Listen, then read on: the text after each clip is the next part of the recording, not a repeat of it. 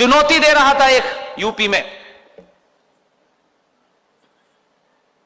तुम्हारी औकात क्या है, तुमने हमारे बाप दादाओं के जूते पहुंचे हैं, तुम्हारी औरतें हमारे हरम का हिस्सा थी, आजकल जेल में है। जिस आदमी को घेर करके हत्या करने की कोशिश की, पार्लियामेंट में मुझे उसके आंसू याद हैं। गुस्सा था, आक्रोश था उस आदमी के अंदर।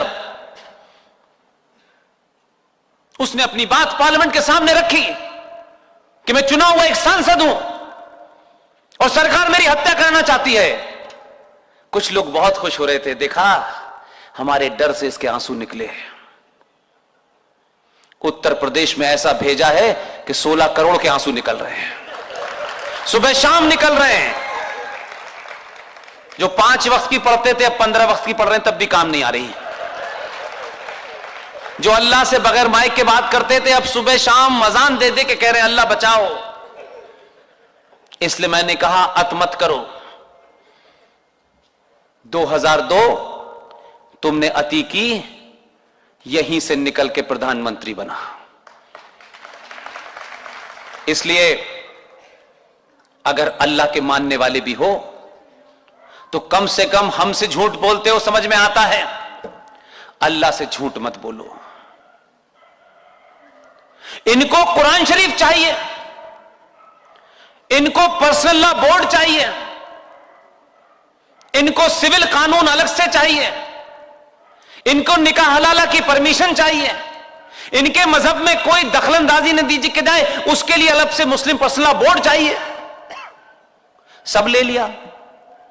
तुम तो अल्लाह और कुरान के भी प्रति ईमानदार नहीं हो यार। तुम समझते हो कि कुरान तुम ही पढ़ोगे। अरे कुरान थोड़ा बहुत तो हमने भी पढ़ा है, जितना पढ़ा है उतने ही काम का है, बाकी नहीं पढ़ा हमने। हम भी उतने ही पढ़ते हैं जितने काम की चीज होती है, क्योंकि कुछ और भी पढ़ना है हमें। बताइए, जिस मक्का से इस्लाम निकला वहां न कोई मस्जिद का झगड़ा है,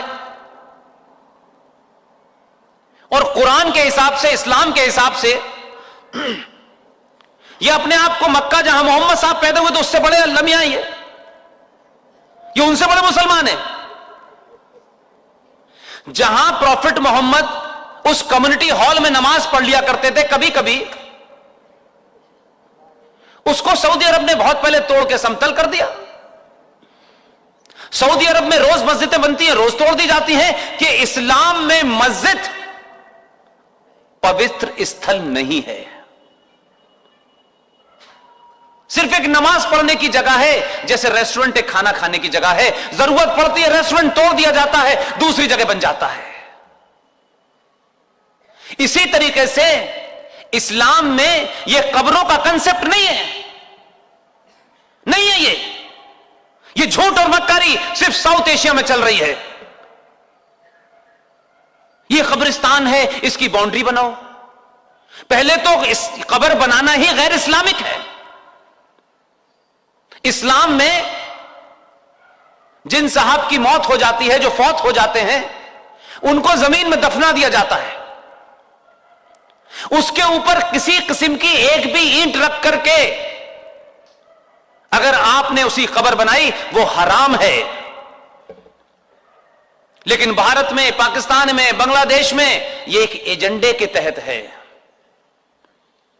मक्का में जरा जाइए, सऊदी अरब में जाइए, कोई कब्रिस्तान नहीं, प्रॉफिट मोहम्मद की कोई कब्र नहीं।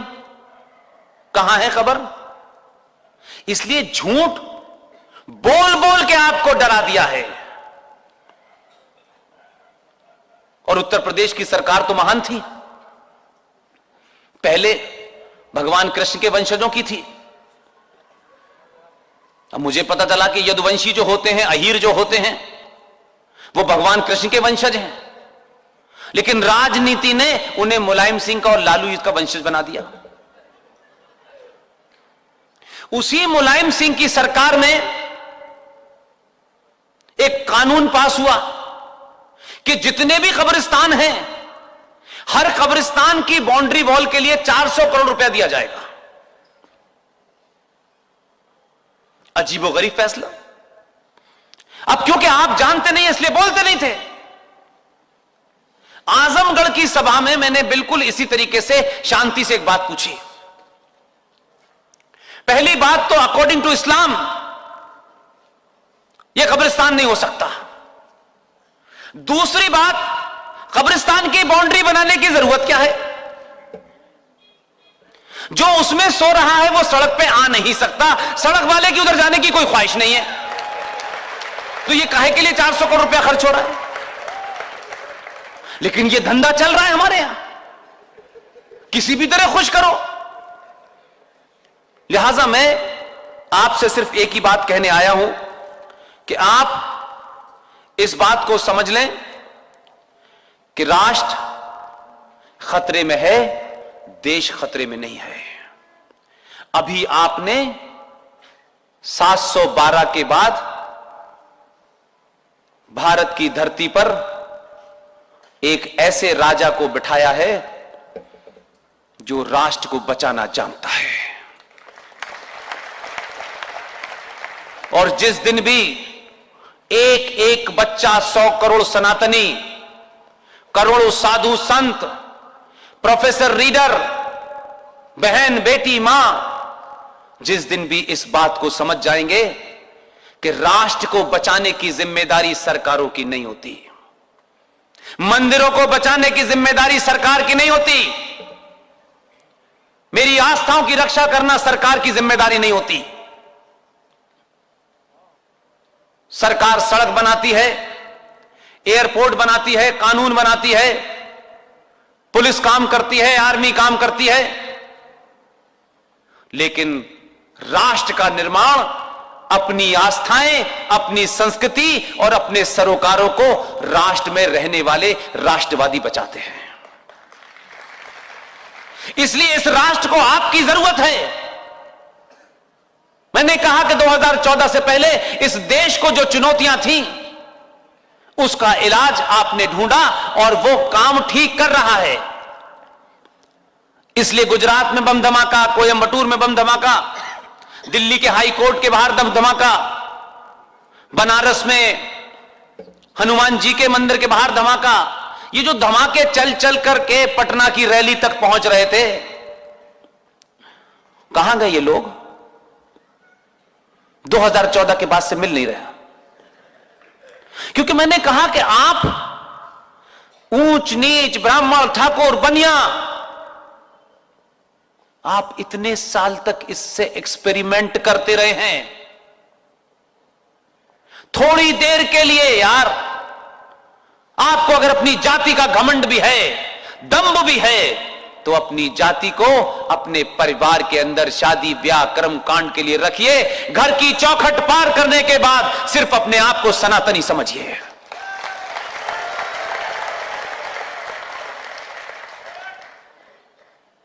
आपको रफीक भाई से दोस्ती रखनी है, कोई बुरी बात नहीं है।